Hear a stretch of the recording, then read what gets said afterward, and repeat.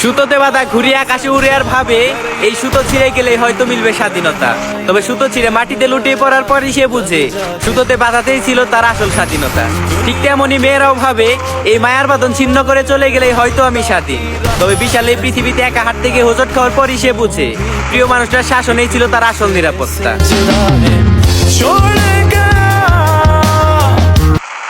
এই গল্পটি তাদের জন্য যারা কিনা একটি ভালো মোবাইল ফোন না থাকার কারণে এই গেমটি খেলতে পারেনি এক সময়। সে ছিল ফ্রি ফায়ারের পরিচিত নাম হেডশট, ক্লাচ, সবই ছিল তার নেশা। বন্ধুরা বলতো তুই আসল প্রো, কিন্তু তার ফোনটা প্রো ছিল না, ল্যাগ করতো, হিট রেজিস্টার হতো না।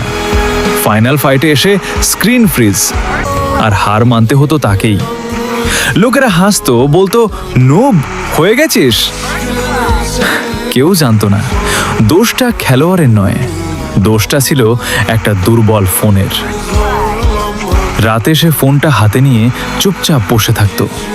একদিন ভালো ফোন পেলে সে আবার প্রমাণ করবে প্রো কখনো নুব হয় না, শুধু সুযোগের অপেক্ষায় থাকে।